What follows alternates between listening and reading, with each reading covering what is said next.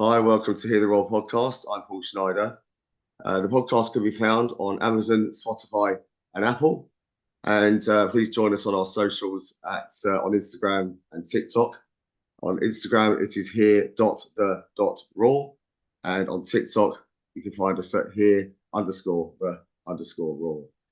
Today's interview, I've been really looking forward to. I've got Chris Todd with me. And Chris used to be an ex-professional footballer for Exeter Football Club and is now an assistant manager at Yeovil Town. Chris is a leukemia survivor, and his story is quite phenomenal. So, without further ado, I'm going to crack on. Chris, hey, how are you? How's it going, Paul? You okay? Really well, thank you. You're looking very, very well. Good to see you. Cheers yourself. So, look, I always like to start with letting everyone know who you are. Tell us all about Chris Todd. So, your professional career, some personal things, marriage, kids, etc., hobbies, which I'm guessing is essentially very much football. But Yeah. go for it. Tell us who you are. So Chris Todd from born in Swansea, one of four, my three brothers, and sadly my sister passed away a cot death. So big family. Mum and dad, Julie and Steve, live in Swansea still. Over the years, I found myself traveling quite far and different places through football, and currently found myself living in Clumpton, in Devon, where I live with my three kids, my wife Gemma, and have based my family here. Thank you. How old are your kids? And is it boys and girls or? Yeah, I've got two girls, two older girls. One's 15, one's 14, and the little boy is 11. Wow. And just tell us a bit about Hmm. lifestyle. I think it's always interesting to know whether anyone was a smoker, had a healthy diet, a balanced diet, whether they were a drinker. I think it's always just quite interesting to capture that sort of info. What was your lifestyle like on those fronts? I mean, being a footballer, and I've always been in the game. Even when I left school, I was straight into the football environment, and you kind of don't drink a lot really, just because you're trying to stay fit, you're trying to be an athlete. I'd have the odd drink on the weekend, obviously. As I got older, especially, you kind of do that just to socialize. But I wasn't a big drinker. I didn't drink every day. I don't smoke. I kind of was, yeah, fit and healthy. Up until my diagnosis. I was full bill of health, as they say, and really thriving in my career, and didn't kind of think of anything other than football and my family, really. On the family point, has there been any history of cancer in your family at all prior to your diagnosis? No, nothing at all, really. Not to the point of what I've had anyway. And yeah, everyone's been. You lose your older relatives and what have you, your gran and stuff like that, but nothing throughout. That would be as a younger age, I suppose. Nothing could sort of class in that category. And tell us what was your diagnosis? Tell us that part. So I've got chronic myeloid leukemia, which is a cancer in the blood, which was very rare when I was diagnosed with it. To have it at such a young age is quite an older generation illness, but you do find it in young kids sometimes. But yeah, it's a rare blood form of cancer. And I'm not sure, so I'm learning through getting to know you about leukemia and a lot more. With a number of other cancers, you can have stage one, two, three, and four, etc. Does that apply to leukemia? Is that something that was defined for you or described to you? It's at different stages. I think it's the blood counts and stuff like that. It's how far you've gone and stuff. Listen, I'm not a scientist, but I've kind of listened to people over the years to how it works and stuff. And I think when they found mine and when it all come about, it was at a stage where it was not crazy, not not too low, obviously. So it was in between, really. So I was kind of fortunate to catch it at the right time, and then have the treatment to pay effect, like. Yeah.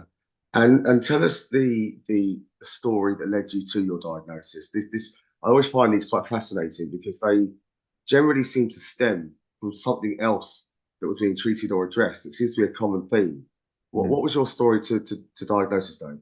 Yeah, no, it is exactly what you're saying, and I always remember, and I've said this story many times to people, and they're always intrigued by it, and like, wow, that happened like that, and it is bizarre, really. I was obviously in the football world, in the football bubble, training, playing, usual stuff, nothing nothing any different than until I got an injury, which was a standard footballing injury, which was like a Gilmore's injury, a groin injury. Yeah. So I had to have treatment on it, and I had to have an operation to fix the situation. And I went and had that operation. It was fine. They sorted it out. And it wasn't until I was discharged that I met a special person in my life, um, almost like a guardian angel, really, because the story will be told in a bit. But I'm the nurse who discharged me. Her name was Lucy Granger.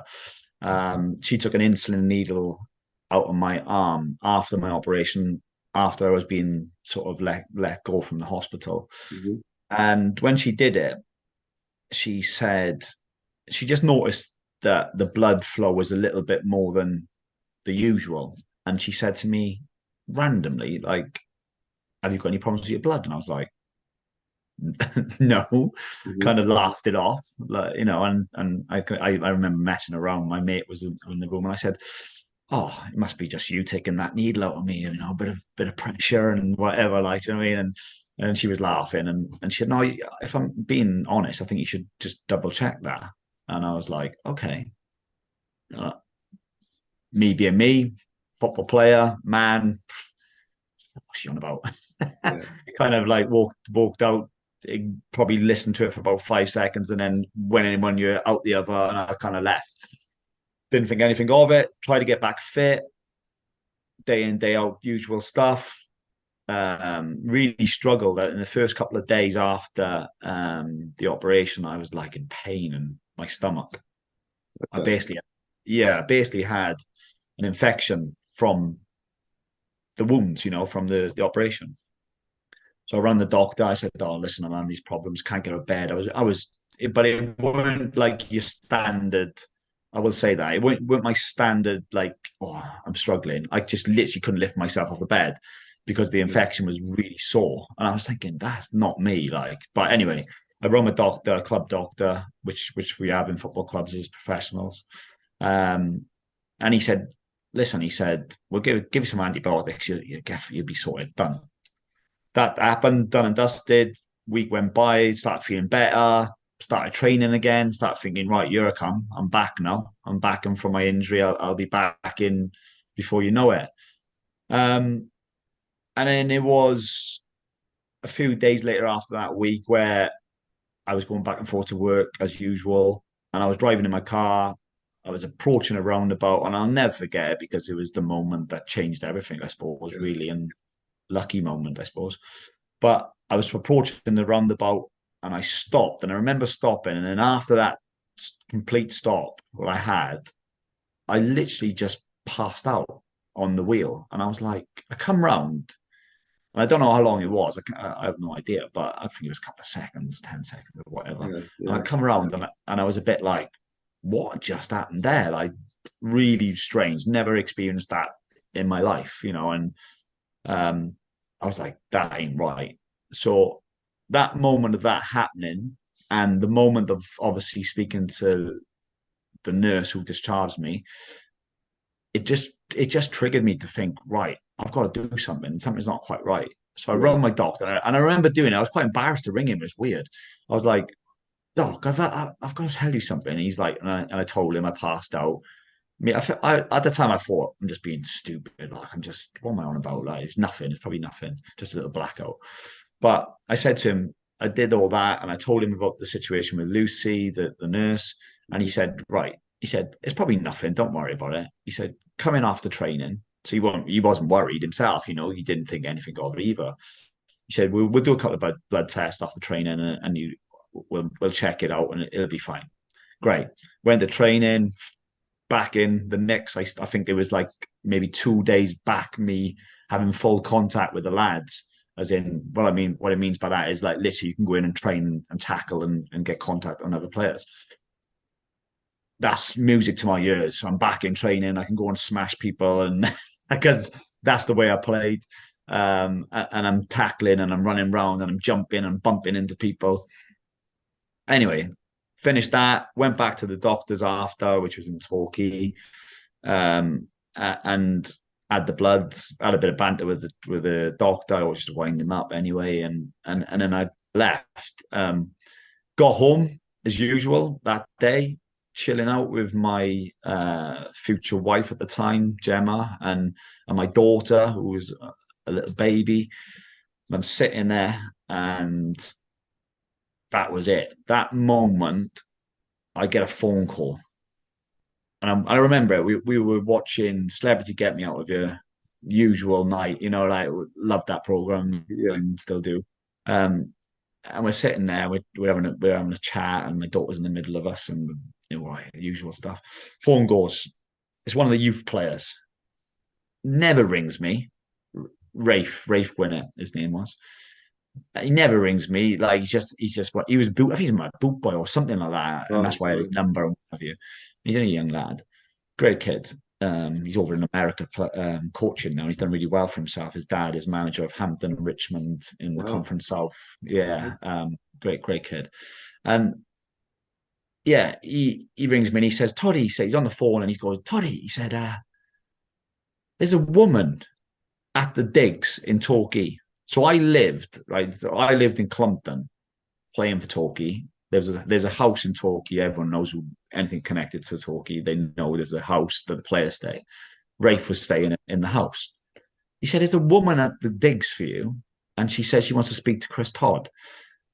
And I'm like that. I'm sitting next to my girlfriend at the time. And mate, what do you mean there's a woman at the door asking for me? Oh, thinking, yeah, right. Yeah, you're having a wind up, yeah. This is a wind up, innit? This is lads banter. Oh, yeah, there's a bird asking for you. Yeah, whatever. I shouldn't say bird, should I woman, sorry. It's all right, yeah. But that's the kind of thing I remember saying on the phone as a young lad. I was like, mate, come on, there ain't anyone there. There's definitely no one there. And he's like, no, I'm being deadly serious, Toddy. He said, there's a woman at the door saying she needs to speak to you. She's dressed up. Like I was like, what? She's dressed up. I'm like, come on, mate. This is the biggest wind up you've ever had. Like, come, this is a joke now. And he's going, no, she's all dressed like in a suit. And I'm like, oh, mate, go on in. Yeah, put her on then. Me like laughing and like, yeah. So she comes on the phone and there's this woman and she says, is this Mr. Todd? And I'm like, oh, bloody hell, this is the biggest carve up ever, Mr. Todd. And I'm like, yeah, this is Mr. Todd. And I'm like holding my phone thinking like, don't want my girlfriend to know what they're saying because they're gonna be, what it's like, lads, isn't it? And I'm like, okay. And she goes, she went to me, stop laughing like that, like really serious. And I was like, what? Like she's gone, stop laughing. This is serious. And I was like, oh, okay. And in that moment I went, wow, this is something not quite right yet. And she went, I need to tell you something. This is about your bloods you had today. And I can remember my shoulders just literally sunk. And I was like, oh God, what is this? And she said, I don't know how to say this to you, but I have to tell you because it's so important. And we need you to report to the hospital tomorrow morning. And I was like, what? Wow. What? And she goes, I'm going to tell you on the phone. It's not ideal, but I'm going to have to tell you, you've got chronic myeloid leukemia. Oh my God. And like at the time, I was just froze. Like I remember doing it. And I was like, I was holding my phone, and it was like that moment. It felt so surreal that I didn't know whether to drop the phone, cry, like I didn't know where to look. It was like I was like kind of in this daze, and and she explained that it's a form of blood cancer. I had no idea what that meant when she said it. I was like, oh, what is that? And then she told me, and I was like, my heart sunk. It was that like feeling of Yes. gulp. But and I'll never forget. I remember and looking at my daughter who was sitting next to me at the time, or just about sitting. She was like kind of led into the pillows, Yeah. and the tear rolled on my face, and I was just like, oh my god, this is serious. And at that point, then I literally said to her, can I ask you something? And she went, yeah. And it's really brief. And I went, am I going to live? Like, because that Yeah. moment, I didn't know anything else. I literally had no idea of the situation. I just thought, all I remember her saying to me was cancer. That was the only word I could recall from the conversation. Who was she, Chris? She was a doctor. Wow, she'd taken the effort to actually track you down. She didn't have your number? No, no, she got the number from the club, obviously. So, Right. but it was from the doctor, a doctor that told me, and I just couldn't believe it. I just could not believe what I was listening to, Yeah. and so anyway, I kind of found out I had to go in the morning. I, Hmm. the worst phone call of my life was ringing my mum and dad because they lived in Wales, and I had to tell them on the phone that I was going in tomorrow, and this is the situation, and it was bizarre really because at that moment I run my dad, run my mum, and told them. They said they're coming down straight away. This is at night, obviously. They said they'd be there in the morning to come with me. And I remember getting out the bed. I went to bed. Funny enough, I've always been one of them people that I don't know how I did it, but I've always been one of them people who can just switch off really quickly. And I said to my wife, oh, I need to go to bed. Like she was in bits, she was in tatters. Like obviously, I Yeah, said, yeah. yeah, I just need to go to bed. I'm tired. Like, and she was like, okay, that's fine. And I went to bed and I switched off and I slept. And I remember getting up in the morning and it was one of the I don't know how to explain this, but one of the most not inspiring, but I don't even know what the word is, but there was just a moment in my life that was just like, wow, that I woke up, I got out of bed. I remember going to the onto the landing and my dad was standing there. Like, and me and my dad are like best mates, like Mm. forever. We will be, we always will be. We talk all the time, football, we have that bond. But we're not like, I know it sounds weird, but we're not lovey-dovey and we don't cuddle or anything. We're just like mates, like and we love each other to bits, but it's that different bond. And we've always been like that. But he's on the landing, and I could see he'd been crying. I could just tell, like I could tell in his eyes, and he just grabbed me, and it cuts me now. To be fair, he grabbed me and he went, and I hope I can swear. I'm sorry if I've upset Yeah, anybody, yeah, you but go. he said, "I fucking love you, son, and we're gonna beat this. We're gonna beat this together. We're all gonna beat it. As a family, we're gonna smash it." And wow, it it blew me. Like I was just like, Dad, I love you. Like, and oh, it gets me now. To be fair, do you know what I mean? It's like It's made the it's hairs on the mad. back of my neck stand up, Chris. Yeah, Funny up it's and just gone. mad. Like, and we went to the doctors in the morning or the hospital. Um, and yeah, we did. We went and fought it. Like, we had the test there, and then I had a bone marrow a test in that morning straight away to find out what they were going to cure me with and kind of all this stuff. And I found out later then that day I was training that my spleen, because one of the things that happens, you can't fight off your white blood cells or the bad blood cells. You need white blood cells, and I didn't have enough of them in me, and my spleen had overgrown. So I could have burst my spleen when I was training, and I didn't even know that, and I didn't have a clue. But they told me I did have an oversized spleen, Mm.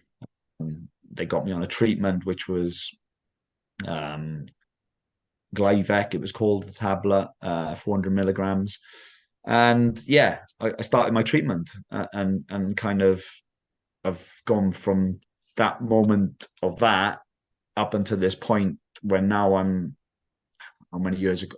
I lose count of the years. That's how mad it is now. I think it's 13, 14 years where I'm in remission, complete remission, and I don't even take tablets now. I've come off them and I've been off them for 6 months, but there's been a massive journey in between that in those years, honestly.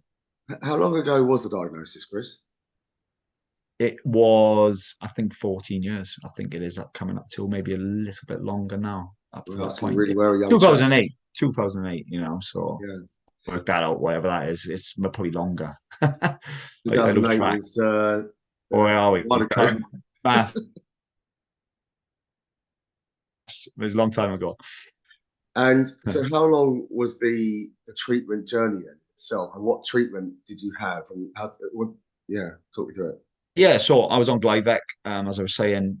It's I remember it actually, funny enough, and it was when I went in there and they said you're on Glyvec, you're going to be on this tablet. It's like, this tablet's only been out 2 years, and I'm Right. like, oh, I'm like a bloody guinea pig, and they try, do you know what I mean? And they're putting me on something that but they said, don't worry, this stuff it's been on Time magazine.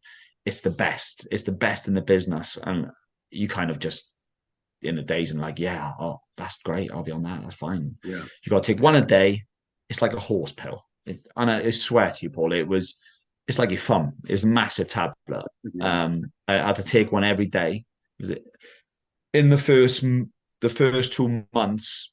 I literally was taking it, and my body wasn't really taking it whatsoever. I was having problems with my legs, water retention. I was feeling sick, nauseous, like toilet all the time. Yeah.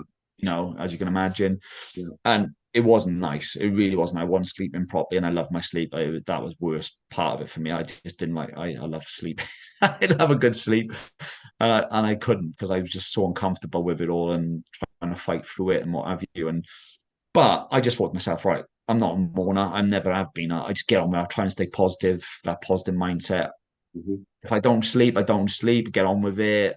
If I feel sick, I feel sick. I get on with it, and just try and think to myself, this is eventually going to change. Surely your body's going to adapt to it. And lo and behold, it did. I think it was 2 months. I got in.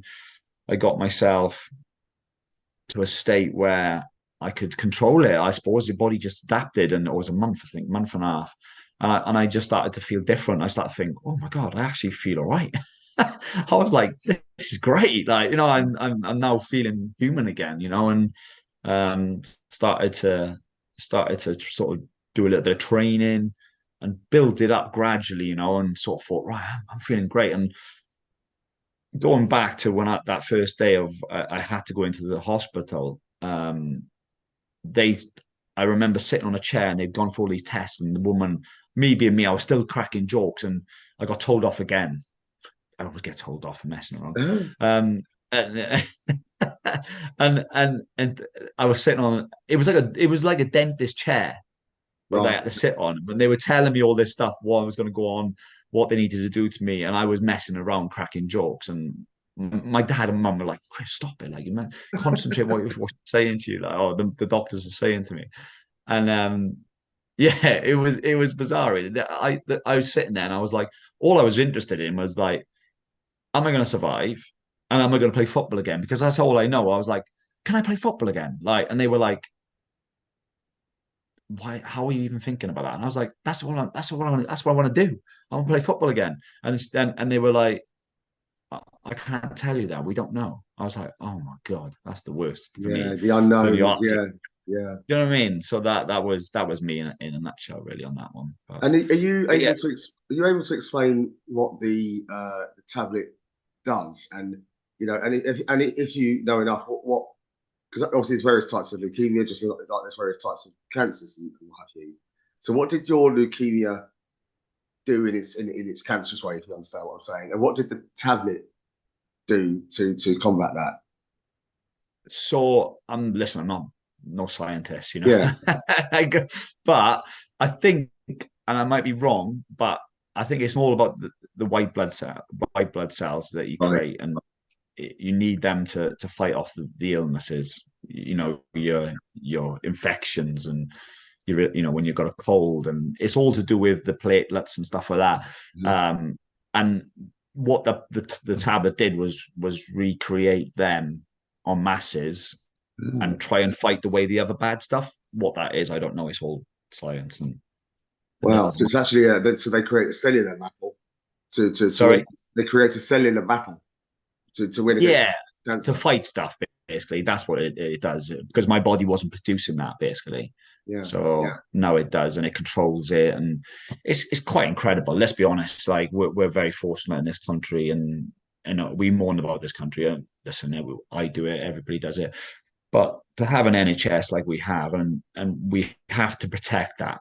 It's so important. I'm no politician. I don't want to start preaching to everybody, but for somebody like me who's just a Joe Blogs, really, I'm a number in a massive country. Um, if we didn't have the NHS, I would have been in a lot of bother, because my tablet was costing 20, I think it was 20 at the time, £28 a tablet. So put that into perspective, like I could never, ever in a million years pay for that. Like, Mm. but our government and all the taxes we pay, and I mourn about them all the bloody time, like everybody else does. Yeah. But we're fortunate to have that opportunity for them amazing people to come up with these ideas and the research and everything that goes into it, and create these tablets that keep you alive, basically. So, you know, listen, that tablet is my lifesaver. It literally is, and I'm very thankful to the NHS and the people who fund it, and charities and stuff like that make that opportunity to get that tablet, basically. Well said. Well said. Thank you. What? How long were you on the medication for? So I come off it literally, and it's mad really to think about it. Maybe 6 months ago now. So around 15 years you were taking that tablet. Yeah, but Wow. but it was only £29 for, I think it must have been 3 or 4 years, and then now it's just research, isn't it, and what they do and how they make them and how cheap. Now I think they're like pence, which is Right. incredible, isn't it? Because it was so fresh. This tablet was like it was just like an experiment, I suppose, because they didn't know if it was going to heal people or do things. I'm kind of like one of those people now that they look back on and go, well, if this guy did this, and he's a young lad, and but look at where he is now. Look what's happened to him. He's come off it. Like with this tablet has done that to him. So I'm like almost a bit of history within Yes. that tablet, so that now it can be passed down to other people and go, this guy's done it, he got through it, this is what can happen on this, which is incredible. Amazing. Amazing. And are you all clear? Yeah, yeah, yeah, yeah. Congratulations. I'm very no, I listen. I'm very fortunate, and somebody's looking down on me, to still be here today after what that situation was. It's bizarre, really, and I'm full bit of health. Um, I'm a 42-year-old lad, and I'm still energetic, and I'm still running the roads, trying to keep myself fit, and I live life. I enjoy life. I love it. Because I'm a very lucky guy, and I try and put things back into people, because I love to see. I know it sounds ridiculous. Listen, I love to see myself happy, of course. I don't know, but I love seeing people smile, and I love seeing people being happy and excelling in life. And it's just me. I just love to see that, because I know what it's like to maybe take that away from somebody as well, because I've been in that situation where when you hit that point where you think this could be it changes. It really does. It changes you. It changes in the aspect of, I understand if someone gets something taken away from them, it can change your life completely, and that's it. That's the end. But I like to see people happy and excelling. It's a great topic that. I mean, I've mentioned this before on a previous podcast. A lot of people said to me, wow, you must see life differently now. And I think, well, my answer consistently has been, I don't see it differently. How I viewed life before, I now view it the same. The difference is how I would talk about how I believe life should be lived, I now live it rather than just kind of quote it. That's the difference for me. It's also changed some personality traits and maybe quashed some demons and what have you. I think this is a two-part question. You know, you say it makes things different, it makes you look at things differently, or you know, it changes things. So how is that? Or what has changed for you? And also, I stress part two of the question is: are you living with any differences physically or anatomically as a result of the journey you've been through? So, are there any lifelong effects? Um, not not not life effects. I'm fit. I'm healthy. I don't feel any issues or anything like that. I think the way I look at it is, in general, is I went through something that could have been completely different, and I'll still have my days where I moan about things, and do you know what I mean? And someone annoys me or whatever, because that's life, you know. You can never come out of that. That'll always happen, and I'll always go back to that. I have my moody days. But what the difference is I think you get to the point where when you think to yourself, I'm in that sulky mood for 6 hours, I could just literally snap out of it and go in one moment by going, I'm still here. Yes. do, do you know what I mean? And that's the difference. Where before you probably stay in that mood for 2 days, 3 days, or whatever. I literally have that couple of thoughts and then go, bloody hell, snap out of it, Chris. But that's not me anyway. I'm not that person. Do you know what I mean? I have my moody side sometimes, but in general, life. I wake up every morning. I look in the mirror, I brush my teeth, and I go, yeah, here we go. Another day, another dollar. Here we go. I love Like that. see my kids, yeah, see my kids and happy days and my missus, and go to work, and here we go again. And am I right in saying you've had more kids along the way?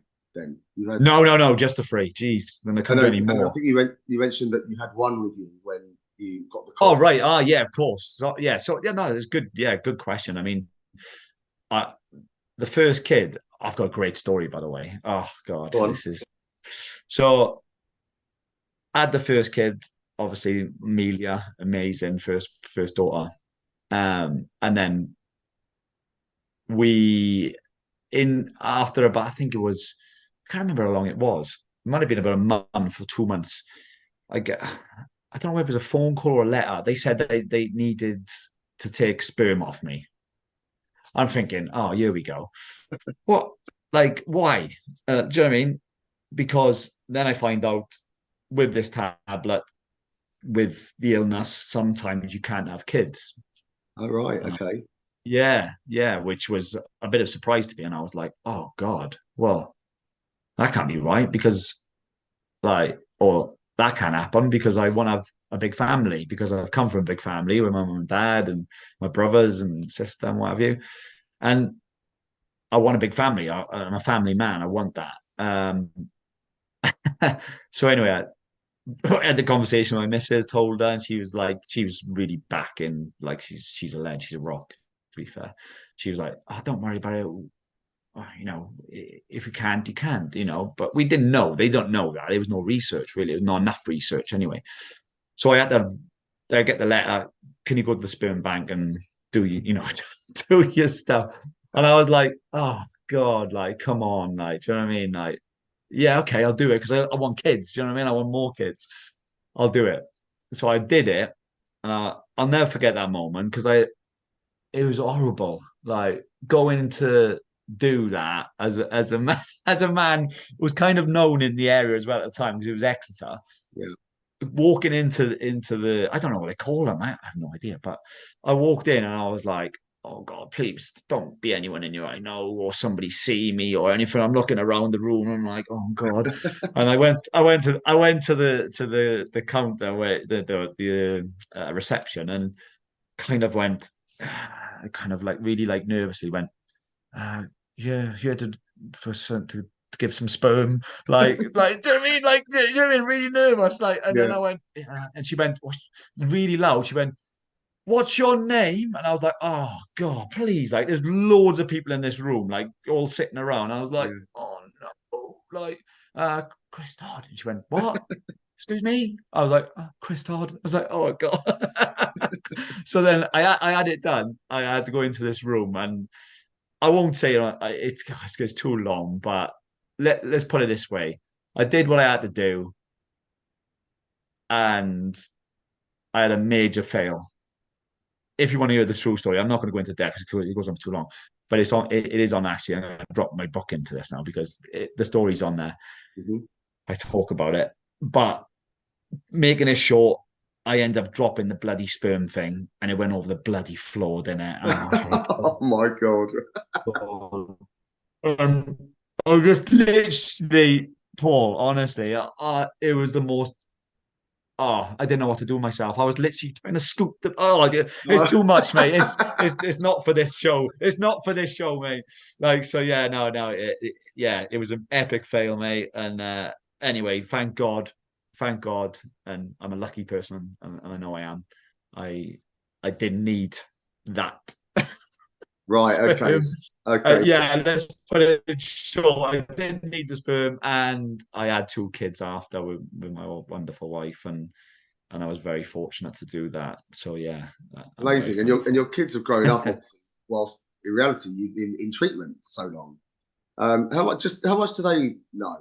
Something came up on the last podcast about the person I interviewed who, shared enough but not all the detail with his children, and fair play to him for doing that and doing the way he did it. How much do your kids know about your story and journey and what have you? More than I probably think, and the reason for that, it's been well documented, and they've read my book. Even those bits, they must think, Jesus, Dad, because it is quite graphic at times on the book, especially, and but they know, like, we've talked about different things, and we don't talk. I will say we don't go into it because it kind of. Uh, I'm one of them people that I don't dwell on things, and I never bring it up. Like, I would never talk about it, and they wouldn't expect me to because I'm not that guy. It's very easy for me to say about it and talk about it to them, but I don't feel I have to because they know. They just know. They've seen the bits and pieces. They know all the charity work I do. They know everything about me, and I think everybody else does it in the local area, that they know that is what it is, and that's a part of me, and they respect that. And it's an interesting one. I've never kind of gone into depth with them. Probably I will do at some point when they're a little bit older and they want to Mm, talk to me about it. Then I yeah, probably will, and tell them how I felt at that times. But they can read quite a lot of it, which is the story as anyway, and the write ups and what have you. yeah. So we'll come on to some positive stuff in a minute. This has been a fantastic interview, by the way, and it's clear that your life attitude and mindset, and mindset, as we all know, I think, plays a huge part in how we get through our journeys. It does for anybody, whether that's a mindset of not such a strong type that will affect you in one way, but a mindset of a strong type will affect you in a positive manner. Your what I want to find out, and it's really for the people that are listening, because there are some people that will struggle with their journeys, Chris, as we all know. And for those that are listening that are linked to leukemia anyway, what were the toughest challenges? What were the real tough moments that are worth covering, if I'm honest, if you're happy to do that, and how that you faced? I think the reality of not knowing and not being able to control, like, I think one of my sayings, and I love it, is control the controllables. I love that saying. I absolutely adore it. And I use that quite a lot in my football, when I do my coaching and stuff like that, because you can only control that situation, that whatever it may be. But when you're not in control and you don't know how it's going to play out, that's the hardest part. It really is. And I found myself sort of keeping things to myself, Yeah, those worries, those concerns, and looking back at it now, I was very fortunate to meet a group of people where I joined a choir, because I had my illness, which was stand up to cancer. I met people that had experienced the same sort of, not same illnesses, but they'd been they'd had cancer. They, in some capacity, they'd had it, and so I found myself in a group of people that had experienced the same sort of experiences that I had experienced, and I could relate to that, and I could talk, and I could open up to them, and I found that a breath of fresh air, if I'm being honest, because it was really a situation where I didn't have to hide from anything. I could say stuff that I was worried about, and I'm not sure if I'm going to survive. How does that look? And am I going to be able to see my daughter graduate, from school and have a prom, and and that type of thing, and get married, and you kind of worried. They were more my worries, the illnesses and stuff like that.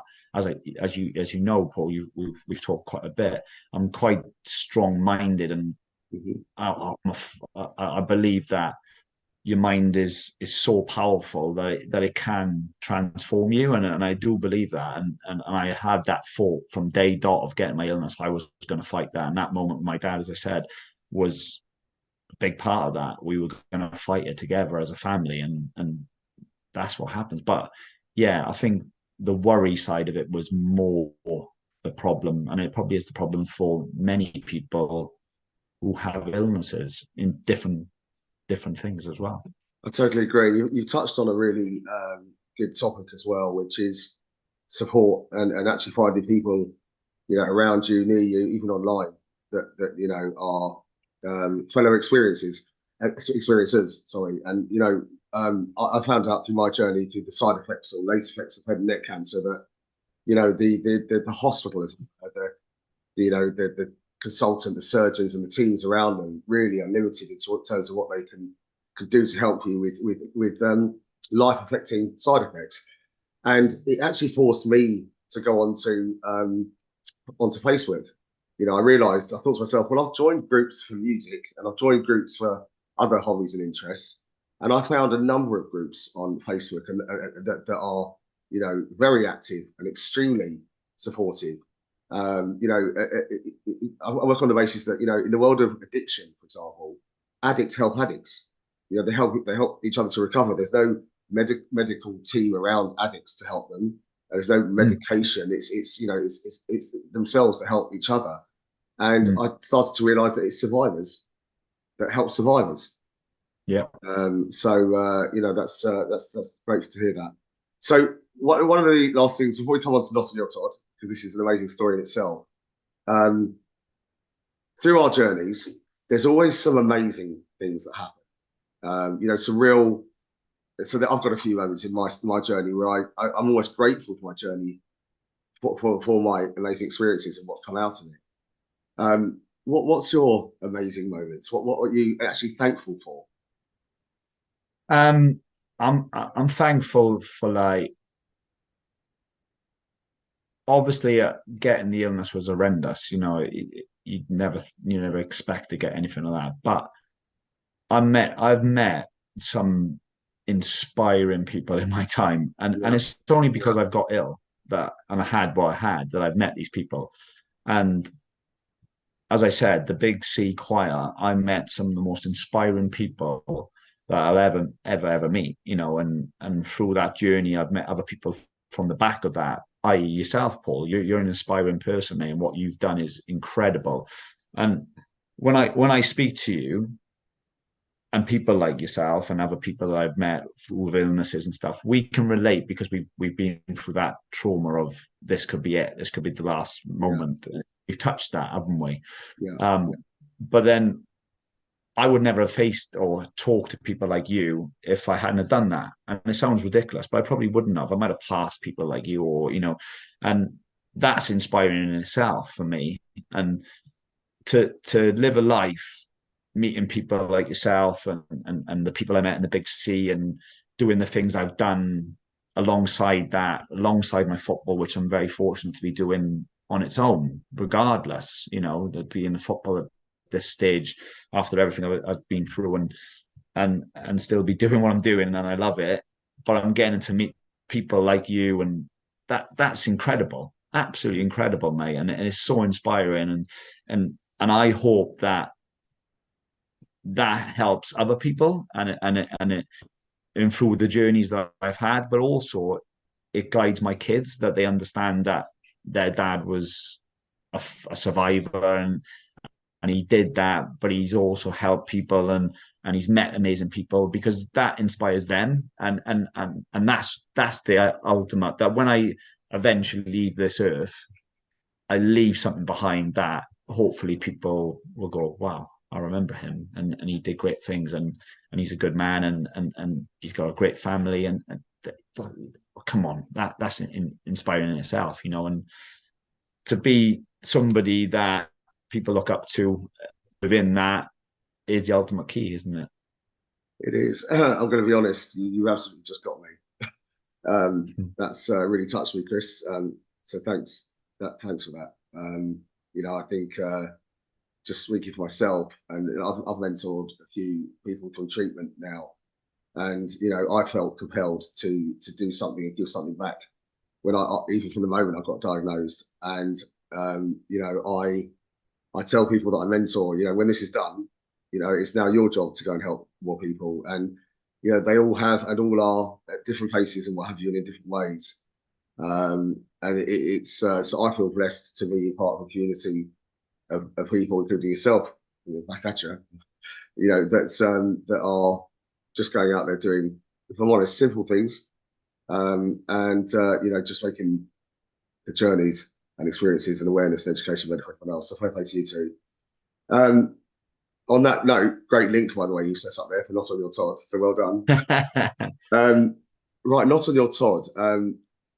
Wow. So I'm not going to take away your thunder on this. It's a clothing brand, and uses the NOYT. What's the word for an acronym on your merchandise, or have you? It's the way I describe it. It's taking sharing and caring to a whole new level. Yourself and Craig have done some amazing work launching that business. So before I would come on to this, anyone listening, Not On Your Todd is a clothing company. It's quality stuff. I've got some myself, and if you do go onto, or in fact, do go onto their website, and if you do purchase anything, you put in Hear the Raw, you'll find you get a discount by just putting in the Hear the Raw promotion code or discount code. So that's something we set up for anyone listening that wants to go and get some of their merchandise, support their cause, and just ultimately share the care. So, Chris, tell us, how did you come up, you and Craig, with Not On Your Todd? I get the Todd bit, but you can explain that yourself. What made you launch into a clothing brand? What do you want to achieve? What did you feel was missing out there to go and do this? Yeah, no, it's just another aspect of trying to raise a little bit of money, a little bit of awareness. I've always wanted to get my own clothing brand. I love my clothes and bits and pieces and stuff, and I always thought, I'd love to do that. It'd be interesting just to experience it. And I'm always coming up with ideas. Like, I've just been one of them people that, to be fair, my missus goes through it all. She listens to all my crazy ideas and she just laughs them off, to be honest with you, because some of them are absolutely ridiculous. But I always chuck stuff at her, and I think, what about this? This might work. And she'd be like, Chris, no, it won't. Like, and I was like, oh, whatever. And anyway, like, so it was partly from my experiences that I've had over the years, like you said just now, talking to different people, meeting different people. It all comes back to, when you're ill, you need support, you need awareness. Yes. And without them, you really are completely in an absolute minefield. Because you don't know what it's about, how it works, what's going to happen, where's it lead. And I just thought, right, I'm going to try and make a brand that's going to show some support, show some awareness, and mainly give some money back to charity, and just get it out there, basically. So anyway, I was, a lot of things have happened, as I said, and met from different people. A lot of things have happened in the past. And it wasn't until I was on my way to work, and oh, it was the worst situation ever. I'm driving to Yeovil to football. Another situation where I'm driving. Um, and I come to a jam of traffic, and I remember it, and I was thinking, "Jesus, wow, traffic! There's never traffic here on this road going leading into Yeovil." And anyway, I stopped and I kind of looking like, what, the usual stuff, looking around. Well, why is it traffic? And then all of a sudden, in about 150 yards in front of me, there's a bridge which I didn't really pay attention to in the first part. And I kind of looked up, and there's this guy standing on the edge of the bridge, Whoa, right. and I'm like, nah, surely not. Like, and then I look to my right, and there's about three or four people the other side, sort of 10, 15 yards away from him, kind of waving him, like, clearly what he was doing is looking to jump off the bridge. Yeah, yeah. And I was like, no way, surely this is not happening. Anyway, I'm 150 yards away. So it's not far. You know what I mean? You're in this situation, you're seeing this guy, and you're thinking, oh my God, what is he? What? No, please don't do that. So they're trying to get him down. And then all of a sudden, Paul, the worst thing happened. He jumped off the bridge, and Oh, it was horrific. And I just could not believe what I'd seen. Like, it was horrific. It was trauma. It was I was just mind blown. mhm. Anyway, they done see. I was going to get out of the car. Funny enough, just before that moment of him jumping, I was literally about to get out of the car because I was thinking I could do something here. But I literally been there for 30, 40 seconds. I just kind of realized what was happening, and then obviously he jumped. So I sat in the car, I was froze. There was people all around him at the start, and I was just like, this is horrific. So I get out of my car, walk towards it, situation, and by that time there was a girl who was two cars. I was three. I think I was three cars away from the bridge. There was two cars in front of me. One obviously just by the bridge, and they got out, and there was a few other cars the other side that had stopped. They got out the car. One of the girls was a nurse, Right. and so she's doing CPR, and she said, "Listen, we don't want anybody around. Can you all leave the area?" Because obviously people were worried and concerned and obviously come over. But it was horrific, Paul. It really was. It was awful. So he got the ambulance come really quickly, and then they took him away. They got him on a stretcher and they took him away, and I never heard nothing after. And I was like, what what what happened to him? Yeah, Because that's there's what I was going nothing to to pay. ask. Yeah. I searched the papers, and because he wasn't breathing at the time when I walked over, because I wasn't very far away from him, and I remember, and then she was doing CPR on him, and it was just bizarre. And I rung. Eventually, it was 3 or 4 days, and I thought, right, I got this is my mind is completely thinking about this situation. I couldn't stop thinking about it. I was sleeping and I was thinking about it. It was bizarre. It was the worst. Just picturing him jumping off and seeing it. Um, so I rang the police, and I thought I got to ring the police and find out. Yeah. So I rang the police. They wouldn't tell me nothing, or they took my number and they said, "Well, we might get someone to come back to you." And then it was a couple of days later, I got a phone call to say that the man had passed. And I was like, oh, I kind of knew it, but I was living in hope that he hadn't. Do you know what I Yeah. mean? Yeah. Because obviously Yeah. it was awful to see. So the policeman said to me on the phone, sadly, the man passed away. And I said to him, when's, do you know have any information on him? The funeral, why did he do it? Yeah. I wanted to find out, but the man had no family. The man had no family. There was no information really on him or anything like that. So obviously that situation, that man had a reason why he jumped off that bridge. No one will know why. No, I don't know. I have no idea. But it kind of that day triggered me to think, well, I need to do something now that is going to help people regarding not just illnesses, but there's that he's experienced something that's mentally made him jump off that bridge for Yes. whatever reason it may be. And it was awful. I didn't. I wanted to make something. That's me being me. Right, I'm going to do something, Yeah. and And it just triggered. I'm guessing one thing's for sure. He had no one that he could turn to share to stop that happening. I Exactly, guess that's pretty. exactly. Yeah. Yeah, exactly that. And Wow. listen, a family a member of mine has experienced mental health issues, and I'm not going to name names, but they have, and I know how awful that is, um, in that situation, and so I just thought I need to do something, and it wasn't until that moment that finding out that he that had passed away, and I experienced my own little sort of battles with that because I didn't. My head was a little bit messed up, so I spoke to people regarding that situation because it really wasn't nice to see. It was it definitely played effect on me. And I was like, wow. But that's then when I thought, right, I'm going to try and do something, and it was not on your Todd. I was sitting there thinking, I've got, how can we express somebody to somebody that you're not alone? And then I was thinking, randomly, my name, Todd, not on your Todd. On your Todd is on your own. And I thought, right, Yes. I'm gonna make a brand that gives something to people that they aren't on their own, and it might just trigger a conversation if you see somebody wearing it, and you might have a chat that might help somebody, and regardless of what it may be, whether it's illness, it's money problems, it's whatever, this could be helpful in some capacity, and kind of that's where we got to, and then we come up with a logo.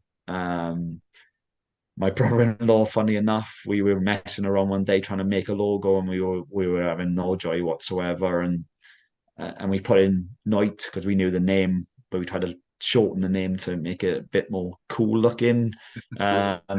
as you do. And then we were fiddling around on Photoshop, and my my brother-in-law was just messing around, and he's quite clever at all that kind of stuff, Tom Watson, and he flipped the name, and he done it in a cool style, and it flipped, and as it flipped, it literally is the backwards N, as you can see on my chest. Yeah. Yeah. Right. Okay. And then it triggered something. So me and Craig were chatting, and we were like, look at this. And then Craig was like, oh, mate, we've nailed it. And I was like, what do you mean you nailed it? Tom's nailed it. I was like, why? He's like, look at it. Look at it. Look at what you're looking at. And I was like, oh my God, it's the ups and downs. It's literally there. It's showing it. Like, so whatever it was meant to be, it was one of them situations where it was meant to be. Craig seen it. He was like, Yeah. mate, that is it. It's literally that. That is our brand. It's there for people to see. And kind of that's what happened. And we've kind of gone 9 months down the line, and it's developing really, really fast, which is amazing to see. And we've had some amazing people involved in it, mate, and it's so inspiring. I love it. Listen, my job is football, and it'll always be football because that's my job. I've always Yeah. I'm born and bred to do that. It's just in me. But this is my little hobby, and I love, as I said, helping people, and the brand is growing from strength to strength, and it's giving people something to hold on to, support. It's so nice to be involved with, mate. It really is amazing what you've achieved, not your Todd. So, congratulations so far. And the way I sort of liken it with the logo. So someone's wearing a not your Todd sweater, jumper, tracksuit, button, whatever it might be, and the logo is clearly on display. They might be standing at a bus stop, sitting on a train, or whatever, and some people around because the logo and the brand is getting extremely well known, and it's almost like just a subtle, trendy, and also brave way to carry your message, which is I've got stuff going on, whatever it might be, and you're welcoming, or that person wearing those items is welcoming a question. How are you? Oh, I see you got a not on your Todd, on an NYT item on there. What's your challenge? It's that's why I say it's taking sharing and caring to the next level. It's taking it into the public domain. The logo and the brand is getting more and more known, and I was aware a short while ago that some people. So I became aware of a situation with someone with ADHD wore an item of clothing that had an ADHD equivalent on, or even the word ADHD, and that's so that they can go around and just let it know without having to describe it or say it, and that it means Mm. means treat you with care or show you some Yeah, care. Yeah. And this, and with what you're doing, I see it as the same thing on a public scale, and it's phenomenal. So well done to you and Craig. It's let's see how that continues to grow. Just tell us what you said. The revenues go obviously towards costs and what have you. You donate to charities as well, causes as a result. Yeah. Yeah, no. So we obviously set the business up at a very difficult time, you know. So we wanted to make sure that we were having a brand that we could sort of develop and grow. And we didn't want to sort of put it out in the market too expensive or anything like that because we wanted good quality stuff that's going to last. So when you look at the shirt and you see it, it looks nice, it looks Yeah. smart, it's good quality that people are going to wear not just once, they're going to wear it twice, three times, four times, many times, so that it's always being seen. So that was one of the big things. That's cost us a lot more than we probably expected, i.e., the quality of the clothes. But we wanted to do that for the purpose. So we give back 10% of every purchase. 10% of the money goes to a charity. So every 4 months, we give it to a different charity. So the first charity that we did was ELF, which is Exeter Leukemia Foundation. Excellent. And they obviously gain money from us selling items, which is great, and we can give them back stuff. And that was the first month. Then the first start, and then the next 4 months, we moved on to Derby Rimmer, which is to do with Marcus Stewart, who works for me at Yeovil Town Football Club. An unbelievable man, another man who's facing his own problems and fighting them. And me and Craig wanted to give something back to him and his cause and his charity, which we've done, which was amazing. And we have these connection and these bonds, and we get to meet different people, which is what it's all about. And we share, they share, and it's so special, mate. For me, it really is that we get to even interact with them couple of people. And then I can announce it on you because it's going to be announced in the next couple of days anyway. We're now joining up with Hospice Care, which is to do with children. And they're based in Barnstable, which is incredible, mate. I went to the facility and got to meet these unbelievable people who work for them and do amazing things for these kids and their families, and just giving a little bit back and a little bit of awareness. They're so humbled by it and so pleased that we get involved and we want to show our commitment. And it's on another level, mate. It really, really is. And the idea was to keep flipping it from different ones, because the brand is not just for one aspect. It's not just for cancer. It's for everything. That was the idea, that we wanted to help everybody if we could. And so you then share it with different charities. You know, that was the idea. So we've got loads of plans, mate, that we're having a football little tournament in the summer, and just trying to make more revenue and more awareness for these people is the purpose of it. But doing it a way that we can control it, because at the minute we haven't got thousands of £1,000s to throw at it. We haven't, mate. It's the facts. But what we have got is a brand that shows purpose, it shows awareness, it shows help and support, and it's powerful, mate. And people are starting to buy into it when they know about it. People want to get involved. They want to be a part of the community. It is the night community. I'm very passionate about it because I know the power it has. The amount of people I've spoke to, even in the short space of time, because it's only been 8 months. For any business, 8 months is nothing. It's like a drop in the ocean. But the amount of people that I've met that have opened up to me and told me their stories, mate, it's been mind blowing. And I'm generally serious about that. It's been mind blowing. I yourself, mate. That's how we connected. Yes. It's incredible. It's like no other. You know, it really is no other, because there are other things very similar to it, but this is not on your Todd. This is the name. You know, it tells you exactly what it is. It's going to help you, because you're going to see it and you're going to go, I know exactly why he's wearing that. I might not go and speak to him. I might. I've got a reason to go and say, oh, you know why you're wearing that? Or can you tell me why you're wearing that? And then it cracks a conversation. But if not, what it does is it shows almost a a power of strength in the community, and you're there together. And oh yeah, it's amazing. So I'm 100%. very proud. Yeah, I'm very proud of it, mate. Very, very proud of it. And so it's great. Yeah, extremely well done. So just to cover off again, if you go to the Not On Your Todd website and enter in the discount code here, the Raw, there is a discount that we've agreed between us for anybody that wants to carry their own, share and care message out there into the public domain for whatever that reason may be. Look, Chris, really phenomenal interview. Extremely inspiring chat. You are. I think the message you carry is without a doubt, giving back and doing well, and ultimately carrying the message, improving opportunities for people in the share and care world. It's everything you've done and continue to do. Please keep it going. It's amazing. You really have been phenomenal. So thank you for today. Thank you. And let's well, if you listen to this interview and enjoyed it as much as I do, I have. Sorry, I won't be surprised. It's really been very good. Chris, thank you. Be well. I'll speak to you. So this is Hear the Roll podcast.